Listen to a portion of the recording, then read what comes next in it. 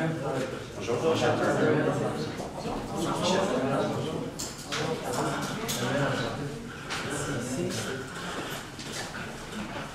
au First Surprise. S'il vous plaît, les mains ne sont données. Chaque équipe dispose de 20 minutes afin de présenter son corps au juge. J'afficherai un carton pour les 10, les 5 et les 2 dernières minutes et les 30 dernières secondes de la présentation. Lors des 10 dernières secondes du discours, j'indiquerai à l'aide de mes 2 mains le nombre de secondes restantes. Une équipe n'ayant pas terminé sa présentation après 20 minutes se verra arrêtée afin de passer à la période de questions. Une période de questions d'une durée maximale de 5 minutes est allouée au jury à la fin de la présentation. J'inviterai maintenant les juges à se présenter et vous pourrez ensuite débuter. Bonjour, mon nom est Vicky Sanson, je suis candidate au MBA Marketing. Bonjour, Maud Léon, directrice aux opérations de la Ruche Québec. Michel Perrin, développement organisationnel, gestion des talents chez Métro. Jean-Guy Tremblay, vice-président, directeur général de Super C. André Fléchette, directeur de ressources humaines, Super C. Moi, je travaille chez Super C comme caissière et je fais ça pour payer mes études à temps partiel. Moi, je m'épanouis à tous les jours en échangeant avec les clients. Et mon travail, je travaille chez Super C. Comme vous pouvez voir, 2 employés Super C avec les mêmes tâches. Sauf que le message est différent. La raison, leur façon de voir les choses. Je vous présente les membres de mon équipe. Jasmine Gaulin, la Sherpa, Samuel Brisson, le terre-à-terre, et moi-même, Pierre-Antoine. Ça a l'air que je suis souvent dans les nuages. Et on se présente comme l'agence Attitude. Et aujourd'hui, on est très fiers et très heureux de pouvoir collaborer avec Super C et surtout avec les employés Super C pour atteindre le mandat et les objectifs que vous nous avez soumis en étant présents aujourd'hui. Donc, ce que nous devions faire dans un premier temps, c'est d'analyser les pratiques de reconnaissance existantes présentement chez Super C et d'apporter des recommandations s'il y avait lieu. Ce qu'on fait aujourd'hui, c'est qu'on vous propose un modèle de reconnaissance et de valorisation des employés qui va être à la fois structuré, qui va être innovant et qui va être adapté aux employés. Mais d'abord et avant tout, la raison de pourquoi on fait de la reconnaissance, c'est si on veut que ça soit marquant dans l'entreprise, il faut que ce soit significatif et c'est là-dessus qu'on vraiment on a proposé notre modèle. Donc, pour ce qui est du premier objectif, dans un premier temps, on veut attirer des employés chez Super C puis on veut les retenir. Comment on réussit à faire ça? C'est en étant connu et en étant reconnu et c'est en bâtissant une marque employeur de choix qu'on va être capable d'obtenir ces objectifs-là. Donc, pour bâtir la marque employeur, nous, la ligne de pensée, tout ce qu'on veut que la marque employeur véhicule chez Super C, c'est que Super C est un moteur de développement des futurs acteurs de la société. Maintenant, un objectif un petit peu plus quantitatif. On sait que le taux de roulement dans l'industrie, c'est de 25 %. Notre objectif, c'est d'être en dessous du taux de roulement. Puis idéalement, on n'a pas réussi à déterminer votre taux de roulement, sauf qu'idéalement, ça serait de le diminuer avec une variation d'à peu près 1 % au minimum dans la prochaine année. Ça, c'est notre objectif. Comment on va y arriver, entre autres, c'est analyser un autre taux de roulement, soit celui des temps partiels. Actuellement, il est 44 %, donc dans la même ordre d'idée d'être en dessous du 44 % pour justement être meilleur à ce niveau-là. Maintenant, pour ce qui est du plan de la présentation, on va y aller sur 4 volets. Donc, premièrement, on va y aller avec la valorisation actuelle du capital humain chez Super C. On va enchaîner avec la stratégie du nouveau modèle qu'on vous propose aujourd'hui. Ensuite de ça, on va enchaîner avec les différentes tactiques qu'on vous propose de reconnaissance et de valorisation des employés. Puis, on va enchaîner ça avec un déploiement sur la prochaine année. Je commence donc en parlant des stratégies et des tactiques que vous avez présentement mis en place chez Super C afin de valoriser et de reconnaître les employés. Donc, tout d'abord, je vais commencer en vous présentant votre approche commerciale globale. Donc, vous êtes accentué sur 3 paliers, une mission, une vision et un plan d'action. Donc, c'est comme ça que vous affrontez le monde des affaires et que vous réussissez à être une entreprise profitable. Votre mission, c'est d'aider les familles soucieuses d'économie en leur offrant un panier moins cher. Et comment vous réussissez à faire ça? C'est dans une perspective financière, c'est en travaillant auprès des clients et c'est également en travaillant avec des employés. Par contre, les employés, on se rend compte que si on veut vraiment réussir à atteindre ces objectifs-là, il faut les mettre encore plus d'avant. Il faut capitaliser sur notre effet humain, sur notre capital humain pour réussir à atteindre ces objectifs-là. Et aujourd'hui, le plan qu'on va vous présenter va servir à ça. Donc, présentement, votre programme de reconnaissance est basé sur une analyse financière au niveau des sondages clients et au niveau des accidents de travail. Et c'est comme ça que vous analysez, que vous cotez les magasins et qu'il y a des magasins qui gagnent, des employés qui gagnent et d'autres qui ne gagnent pas. Par contre, c'est une approche qui auparavant fonctionnait parce qu'on voulait que les employés se mobilisent en masse, qu'on atteigne les objectifs corporatifs. Par contre, présentement, ça fonctionne un petit peu moins bien. On est en transition. Par contre, on n'est pas en retard. Au contraire, c'est le moment de mettre la pied sur l'accélérateur et de faire cette transition-là maintenant pour saisir les opportunités. Et également, vous avez différents outils corporatifs. Sauf qu'on se rend compte que les objectifs corporatifs sont basés sur ces outils-là et les employés doivent atteindre ces objectifs-là pour justement être récompensés au final. Donc, à la lumière de tout ça, ce qu'on se rend compte, c'est que la reconnaissance est collective et elle est basée sur des objectifs corporatifs. Sauf qu'une reconnaissance collective basée sur des objectifs corporatifs, on se rend compte qui sont réellement récompensés par un modèle comme ça, c'est Super C. Et nous, ce qu'on veut faire, c'est venir travailler auprès des employés. On veut venir valoriser et reconnaître les employés de Super C. Par contre, il faut faire attention. La promesse de Super C, c'est beau, c'est bon, c'est pas cher. On ne peut pas la transposer littéralement en disant « nos employés sont beaux, sont bons, sont pas chers ». Il faut faire attention avec cette petite ligne-là. Par contre, on peut la garder en mentalité, qu'on veut un programme qui soit efficace, mais qui soit simple à mettre en place, et c'est ça qu'on vous propose aujourd'hui. Ce qu'on veut, c'est que pour Super C, on veut que le capital humain doit être un effet de levier à l'approche commerciale. Donc, à travers notre analyse, on a beaucoup regardé votre entreprise et on a littéralement beaucoup regardé votre logo.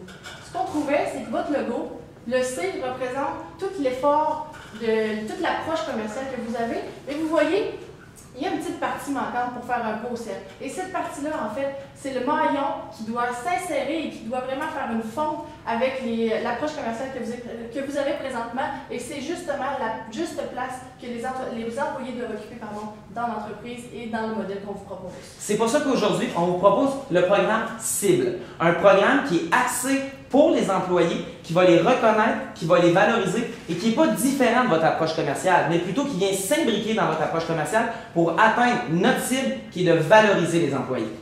Donc maintenant, on va passer à la partie où on vous présente le nouveau modèle. C'est la partie où on a pris un peu de hauteur par rapport à la situation. On est remonté à la source, à l'essence même de pourquoi on fait de la reconnaissance dans les entreprises, puis qu'est-ce que les employés recherchent au niveau de la reconnaissance. Donc, c'est la partie peut-être un petit peu plus abstraite de notre présentation, mais c'est vraiment là-dessus qu'on a basé nos tactiques qu'on vous présente dans un moment.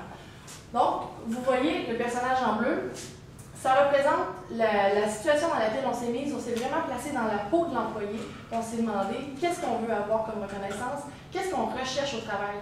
C'est plus vrai qu'on cherche un travail pour un gagne-pain, on cherche un travail vraiment pour s'accomplir, pour avoir des défis, pour se développer en tant que personne. Et c'est pourquoi on pense que vraiment les efforts de reconnaissance au niveau des employés doivent être, en fait, les employés ils doivent être le principal acteur au cœur de la reconnaissance qui est faite à leur égard. Donc, Pierre-Antoine vous parlait d'une reconnaissance collective. Maintenant, on mise vraiment sur une reconnaissance individuelle qui est basée sur l'atteinte des objectifs personnels et des objectifs professionnels. Donc, pour déployer notre programme cible, on fait un programme qui est en 3 phases. La première phase, c'est se développer, ensuite c'est s'outiller et ensuite c'est se réaliser. C'est à travers ces 3 phases-là qu'on va réussir à atteindre les objectifs de l'entreprise de Super C. En fait, les premiers objectifs qui sont au niveau de la mobilisation et de la rétention du personnel, on va y arriver par les 2 premières phases et ensuite, par la 3e phase, on va être capable de reconnaître efficacement nos employés. Maintenant qu'on sait comment que les employés désirent se faire récompenser puis valoriser, ce qu'on vous propose, c'est justement d'embarquer dans ce mode-là, si vous me permettez l'expression, puis justement venir stimuler les employés pour que justement ils se développent. On vient de travailler au niveau de leurs habitudes, que ce soit personnel et professionnel, pour qu'ils sortent au cadre de leur travail, puis finalement, à travers leur expérience client, justement, qu'ils se sentent réalisés. Ensuite de ça, quand on regarde notre modèle, puis la structure de notre modèle, on se rend compte que dans le fond, qu'est-ce qui est important, c'est de garder un ordre logique. Premièrement, il faut les stimuler d'un point de vue personnel. Une fois qu'ils sont stimulés d'un point de vue personnel, bien là, ils vont être efficaces en équipe. Puis justement, l'adéquation d'un point de vue personnel et équipe, ça va générer des résultats pour eux comme pour nous en tant que business. Donc, c'est un petit peu ça la mentalité derrière notre modèle. Donc, si on vous explique et qu'on fait une schématisation du modèle complet, le modèle, vous voyez, il est fait par palier. Donc, le premier palier, ce qu'on veut, c'est d'amener les employés à se développer en les stimulant au niveau personnel. Une fois que ça s'est fait, on veut les amener à s'outiller par l'obtention d'aptitudes personnelles et professionnelles dans le cadre d'être en équipe. Et en dernier point, ce qu'on veut, c'est les amener à se réaliser grâce à l'expérience client et de favoriser l'expérience client. Et c'est à ce moment-là qu'on va avoir un effet positif, un effet levier pour la business. Donc, qu'on soit un employé de passage ou un employé de carrière chez Super C, on veut que nos employés sentent qu'on est le tremplin pour eux, peu importe où ce qu'on veut aller éventuellement, on veut qu'ils sentent ça de notre part. Ensuite, ce qu'on réalise dans notre programme aussi, parce que le fun, c'est qu'il est flexible. Donc, il s'applique autant aux conseillers commis ou tous les autres paliers de la hiérarchie Super C. Donc, il est super flexible, il s'applique à tous les paliers. Puis ce que ça va générer, ça, c'est justement développer une culture organisationnelle qui va être forte et bilatérale. Puis comment on va y arriver? On va vous parler des tactiques à l'instant. Donc, concrètement, c'est bien beau tout ça. On était dans les airs. D'habitude, c'est moi qui est dans les nuages, mais là, on ramène ça au sol. Puis on se dit concrètement quelle tactique, quel élément tangible on met en place pour s'assurer qu'on est capable de valoriser et de récompenser les employés. Donc, le programme, encore une fois, le mot le plus important de la présentation, il doit être significatif. On a bien beau récompenser les employés, si on ne les récompense pas vers ce qui les intéresse, au final, on n'a pas plus de situations gagnantes. Donc, voilà. Donc, présentement, les employés, on les sépare un peu en deux catégories. On a les employés de passage ou les employés plus étudiants qui vont rester moins longtemps, qui représentent 60%. Et on a 40% que c'est les employés de carrière, ceux qui vont rester à plus long terme, les temps pleins.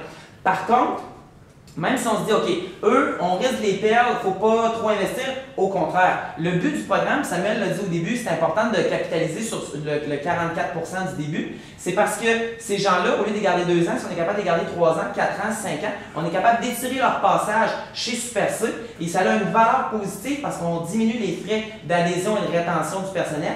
Puis également, bien, au niveau de la formation, ça coûte moins cher, on a des employés de meilleure qualité qui restent plus longtemps chez Super C. Et au niveau de la structure de récompense et de reconnaissance, en fait, comment est-ce qu'on l'a conçu? C'est que le modèle était divisé en 3 paliers. Eh bien, on va les reconnaître, on va les récompenser sur 3 paliers également.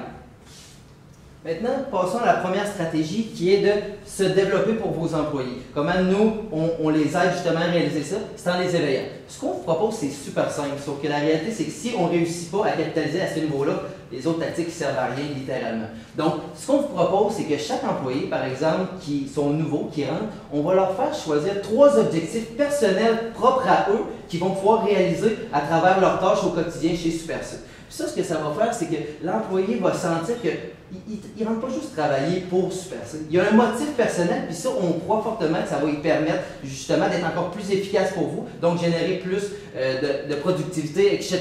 Donc, ce qu'on veut également, c'est que les objectifs soient écrits, pas juste dans ses pensées. Là, on veut que ça soit écrit, que ça soit communiqué entre ses gérants, puis tout. Donc, il va y avoir des rétroactions, puis il va y avoir de la communication qui va se faire à ce niveau-là. Donc, on va avoir une bonne mesure de contrôle aussi qui va se créer à ce niveau-là. Ça, c'est pour les employés de passage. C'est pratiquement la même chose pour les employés de carrière, à une exception près. C'est que là, on va leur faire choisir 3 objectifs personnels et 3 objectifs professionnels. Donc, c'est dans le même concept où les employés de carrière vont rentrer chez eux avec un objectif corporatif, mais également leur objectif personnel qui, nous croyons, vont leur permettre de devenir plus productifs pour eux et pour vous. Donc maintenant, on passe à la deuxième phase cible, qui est la phase vraiment de s'outiller. Et cette phase-là, on l'a basée sur une phase d'amélioration, amélioration en continu qu'on veut faire par du co-développement. Donc, on a la chance d'être dans des grands magasins avec beaucoup d'employés, des bonnes équipes, puis on va vraiment miser sur cette force-là pour développer le potentiel de chaque personne. Donc, la première tactique qu'on utilise au niveau des employés de passage, c'est le prix des employés de passage, et ça s'applique en fait à tous les employés quand même, là, mais c'est le prix camarade. Ce prix-là, en fait, c'est dans l'optique de récompenser toutes les améliorations continues qui seraient proposées par les employés. On s'est dit qu'il n'y a pas personne de mieux placé que les employés pour trouver des façons d'améliorer leur travail au quotidien, trouver des façons de réduire les coûts, d'effectuer les opérations plus rapidement. Donc, on veut vraiment tenir compte de leurs propositions, puis les appliquer. Puis les propositions qui vont vraiment avoir les plus grandes répercussions, on veut les communiquer, puis on veut faire un effet boule de neige avec ça, on veut que les autres employés embarquent aussi. Donc, c'est vraiment l'essence même du prix carnaval. Ensuite, on a une tactique qui est au niveau de la formation. La formation, c'est déjà quelque chose qui fait partie de vos piliers, de votre plan d'affaires. Tout ce qu'on fait, en fait, c'est vraiment en adéquation avec le programme de reconnaissance. On veut simplement l'impliquer, que ça fasse partie prenante du processus de reconnaissance. Et en fait, dans une optique d'amélioration continue, éventuellement, il pourrait y avoir plus de formation qui est offerte aux employés parce que le développement des compétences, le développement des personnes, ça passe nécessairement par de la formation. Ensuite, on a une tactique qui se joue vraiment au quotidien. Donc, on veut reconnaître les bons coups et les gens, en fait, c'est ce qu'ils recherchent aussi. Ça fait du bien de se faire dire qu'on a fait une bonne chose, ça ne coûte rien, puis les employés sont contents de ça. Donc, on aimerait avoir les petits velours. C'est tout simplement une marque d'attention qu'on peut se donner entre collègues, ou qu'un supérieur peut donner à son employé, ou même encore qu'un employé peut donner à son supérieur. Donc, le petit velours, c'est un message simple qu'on écrit. On communique un effort qui a été fait par un employé.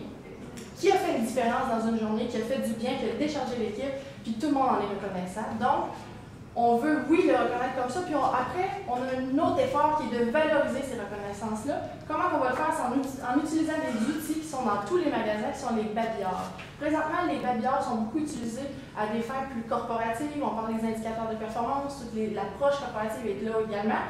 Mais on veut valoriser et inciter les employés à aller davantage voir les babillards en y ajoutant une section qui serait vraiment pour les ressources humaines. Donc, mettre les photos des gens qui ont gagné des prix Carnaval, afficher les prix velours, tout ça se retrouverait dans cette section-là. Ça nous permettrait de valoriser ça. Donc, c'est les 4 tactiques qui vont nous permettre, au niveau des employés de passage, vraiment là, de faire une différence. Et au niveau des employés de carrière, c'est pratiquement la même chose. On est encore dans une perspective de co-développement. Mais comme c'est des gens qui ont plus d'ancienneté, qui ont plus de bagages, on veut qu'ils communiquent aux autres employés. Donc, on est dans une perspective encore bilatérale où ces gens-là peuvent faire du mentorat, donner leur savoir-faire, puis vraiment aider les autres à apprendre de leur expérience. Et ensuite, si ces gens-là veulent progresser davantage, eh bien, on leur donne la chance de développer leur leadership et de se faire coacher par des supérieurs hiérarchiques également. Donc, concrètement, comment est-ce qu'on récompense ces gens-là et qu'on les valorise? On a un programme de reconnaissance multiple basé sur l'évaluation du rendement, un concours 2.0 et une communication efficace. Donc, au niveau de l'évaluation du rendement, on conserve votre évaluation annuelle. Par contre, on vient la bonifier grâce à des rencontres ponctuelles, donc à tous les 3 mois, entre les supérieurs et les employés, où est-ce qu'on va parler objectif. Le but, c'est qu'on veut créer des échanges plutôt que des évaluations. On veut que ce soit axé sur le positif, les éléments à améliorer, la discussion, plutôt que de seulement être péjoratif ou négatif. Donc, on veut vraiment créer une discussion. On veut que ce soit proactif et que ça favorise une reconnaissance, vraiment bravo pour qui tu es et non simplement bravo pour ce que tu as fait. Donc, on veut vraiment reconnaître les objectifs. Et c'est la reconnaissance de ces objectifs-là qui va permettre d'avoir accès aux primes ou aux augmentations salariales ou à vos différents échelons salariales. C'est vraiment grâce à l'atteinte des objectifs personnels et professionnels qu'on va pouvoir les donner. Au niveau du concours, présentement, vous avez déjà un concours, mais encore une fois, il est collectif et il est corporatif. Ce qu'on veut, en fait, c'est que les directeurs de magasins, les gérants vont devoir mettre en nomination des gens qui se sont démarqués autant par les prix velours que les prix Carnaval, que des gens qui ont atteint leurs objectifs personnels. Et c'est un comité de sélection à la fin qui va déterminer qui gagne au final. Donc, les gérants, par exemple, mettent un temps partiel et un temps plein en nomination dans chaque magasin et par la suite, le comité détermine, OK, c'est toi qui as gagné, c'est toi qui as gagné. Par contre, on peut reconnaître à travers les différents soupers, les différents événements que vous faites, ces gens-là, et encore une fois, à travers les barrières de communication, reconnaître ceux qui ont été mis en nomination dans chaque succursale. Le but, c'est qu'on veut créer un programme qui est davantage significatif et structuré, seulement plus que pour le hasard, et des gens qui s'impliquent moins qui pourraient gagner. Donc, on veut valoriser l'implication des gens. Ça va être important de communiquer ce concours-là et ces gagnants-là à travers non seulement les différents babillards et les différentes réunions, mais également à travers l'Intranet et l'Extranet qui peuvent être utilisés pour justement amener une valeur communicationnelle pour soutenir le programme. Donc, par exemple, on peut afficher « Bravo Simon, tu as gagné la nomination, l'équipe est derrière toi », puis on peut créer des dialogues à travers les différents flash meetings et tout ça. Pour les employés de carrière, c'est le même processus. Par contre, on se concentre à l'adapter aux objectifs professionnels et temps plein. Et donc, on ajuste notre dialogue et notre ligne. Donc maintenant, un beau programme comme ça, nécessairement, ça prend une promotion. On a pensé que la promotion la plus efficace, ce serait par le biais d'ambassadeurs. On a deux employés cibles dans le magasin, 2 messages différents, 2 façons de communiquer différentes. Donc, on y va avec des ambassadeurs externes, des gens qui ont commencé chez Super C, qui ont appris leur bonne méthode de travail là, et qui vraiment pourraient être des ambassadeurs, des piliers qui pourraient donner une vision et vraiment une motivation aux employés de passage et la population étudiante aussi. Et pour ce qui est des employés de carrière, bien là, on y va vraiment avec des ambassadeurs internes qui vont avoir le même effet de mobilisation et de motivation pour les employés, mais pour monter dans Super C. Le but avec tout ça, c'est de créer une boule de neige. On veut partir que les employés doivent respecter les objectifs, mais on veut les mobiliser, on veut faire une mobilisation collective et par la suite, on veut créer une œuvre collective qui est Super C où est-ce que chaque employé va se sentir une partie prenante de l'entreprise. Donc maintenant, puisque le temps file, on va vous expliquer le déploiement. Je commence par l'échéancier que vous avez demandé comme sur 12 mois. Je n'aurai pas le temps de vous expliquer en détail nécessairement toutes les parties, mais on pourra y revenir dans la période de questions. Simplement vous dire que sur 9 mois, on met tous les éléments, tous les efforts en place pour faire la structure du programme, l'évaluation, etc., la communication. Et ensuite, on se donne un 9 mois d'essai. À 9 mois, on se donne un trimestre d'essai où ensuite on va pouvoir avoir des mesures de contrôle, faire de la rétroaction en 1 an sur les efforts qui ont été faits. Donc, comme vous pouvez voir, plusieurs bonnes stratégies, plusieurs bonnes tactiques. Donc, bien évidemment, d'un point de vue gestionnaire, on veut des mesures de contrôle pour pouvoir réajuster si jamais le besoin s'en fait ressentir. Donc, on en a 4 ici. Bien sûr, on va analyser le taux de roulement. en cas de satisfaction, autant au niveau employé qu'au d'un point de vue clientèle aussi. Bien sûr, on va analyser aussi les lauréats, les petits velours, les prix Canaval, voir si, en termes de quantité, si c'est correct, si on a à réajuster, puis bien évidemment les états financiers qui vont devoir être analysés. Vous nous avez demandé un budget également, juste avant de vous parler du 20 000 $. Ce qu'on a calculé, c'est qu'avec une variation du taux de roulement de 1% en diminution, vous allez être capable de réaliser des économies de 88 500 $. Puis ça, c'est sans compter également ce que vous allez pouvoir générer de plus de par la productivité des employés. Donc, on pensait que pour ceux qui aiment les chiffres, là, ça peut être stimulant à ce niveau-là. Puis pour ce qui est du 20 $, comme je vous ai dit, on le respecte. Encore là, si jamais vous avez des questions à ce niveau-là, on va pouvoir revenir lors de la période des questions. Mais on est confiant qu'avec nos stratégies et nos tactiques, on va voir le retour de notre argent dans la première année. En terminant, c'est important, on va vous transmettre des conditions de succès. Un programme comme ça, si on veut que ça fonctionne, il faut qu'on ait une participation active, autant des employés que de la direction. Il faut officialiser les pratiques. Il ne faut pas que ce soit banal. Il ne faut pas que les petits velours, les super carnavals et tout, ça devienne banal. Et il faut le communiquer. Et en communiquant, on va communiquer l'attitude qu'on veut générer chez les gens. Et on l'a dit au début, l'attitude détermine votre altitude. Merci beaucoup.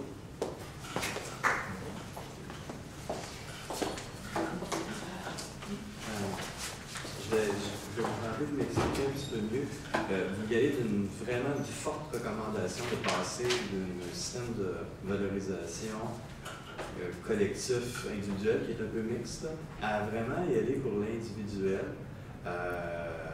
Sur quoi vous vous basez et est-ce que ça ne pourrait pas avoir un impact sur le climat dans le magasin où il n'y aurait pas, à un moment donné, une compétition pour les bonbons?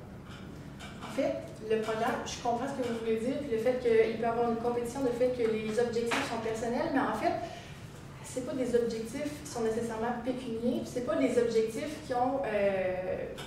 chacun ne va pas courir après les mêmes objectifs, je cherche un petit peu mes mots là.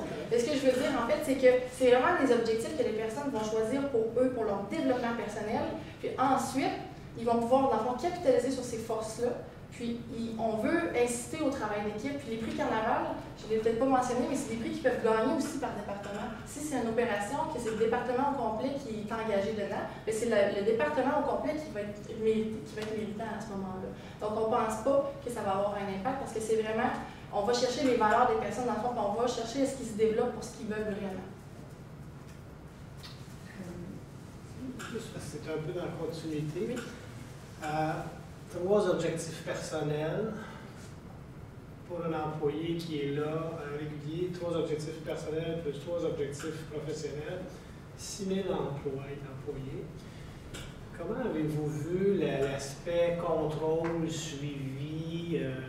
Parce qu'en fait, en théorie, bon, les gens indiquent les objectifs personnels. Mais comment, dans le temps, vous avez pensé maintenir un suivi sur 6 mois plus tard, ça a été bien, qu'est-ce que vous avez pensé à cet aspect?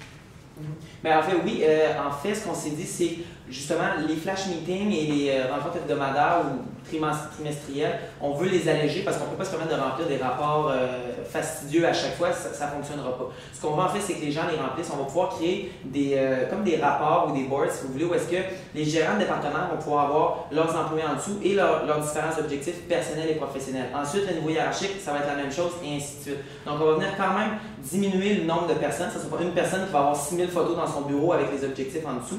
Et par la suite, on est capable de faire des suivis et de contrôler où est-ce que ça en est. Puis c'est sûr que les objectifs vont peut-être changer lorsque quelqu'un va dire que moi je sens que je maîtrise parfaitement telle chose. Donc dans une telle réunion, ben, j'aimerais ça changer mon objectif personnel. Mais le but c'est vraiment d'aller dans une optique de dialogue plutôt que de dire ok, ben, tu es rendu à 25% de ton objectif et tout. Il faut faire des mesures, des suivis de mesures à tous les coups. Moi je suis plus là du tout, mais dans le budget vidéo tutoriel, à moins que Ça m'a échappé dans la présentation. En fait, dans la partie où ce que Pierre-Antoine mentionnait qu'il fallait communiquer à travers l'intranet, par exemple, mais ça serait juste une idée justement de créer des vidéos parce que dans le fond, la stratégie va partir du siège social puis va être véhiculée dans les différents magasins. Fait que nous, ce qu'on a pensé, c'est justement la façon de communiquer qui est efficace et à faible coût. Surtout, ça va être par des vidéos tutoriels, pas des vidéos qui coûtent des gros tarifs. Il faut qu'il y ait une petite vidéo juste filmée pour que ça se véhicule. Puis si jamais il y a des doutes d'un point de vue gérant de magasin, ben, au moins voir ce repère-là pour venir s'assurer que justement l'approche est bonne. C'est de cette façon-là qu'on l'avait budgété. Et même chose, 8 000 ambassadeurs. Oui, en fait, comme Jasmine en parlait, les ambassadeurs, on supposait que probablement qu'il allait avoir des frais si, mettons, on les fait venir puis on veut leur payer une partie de leur déplacement, peut-être la nourriture. Bref, nous, c'est juste donner un budget pour justement s'assurer que les ambassadeurs aient un vrai intérêt de venir puis qu'ils veulent participer. Donc, on considère que probablement qu'il va y avoir un incitatif monétaire qui se devra être déployé à ce niveau-là.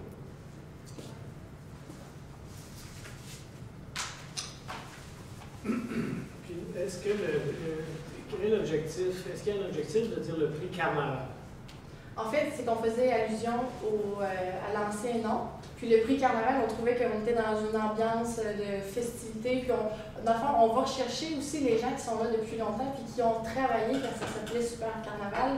Donc on veut vraiment, comme on vous a dit, notre programme il s'insère dans la culture de l'entreprise puis ça se retrouve dans toutes les tactiques qu'on a trouvées, dont le prix Super Carnaval. C'est imprégné de Super C puis c'est ce qu'on veut communiquer en fait aux employés.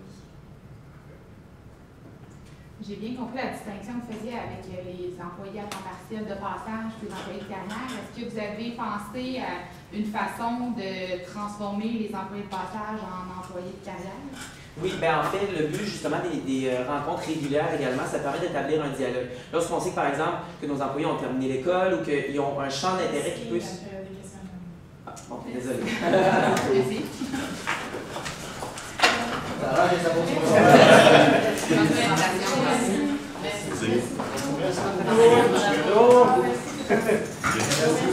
Merci beaucoup.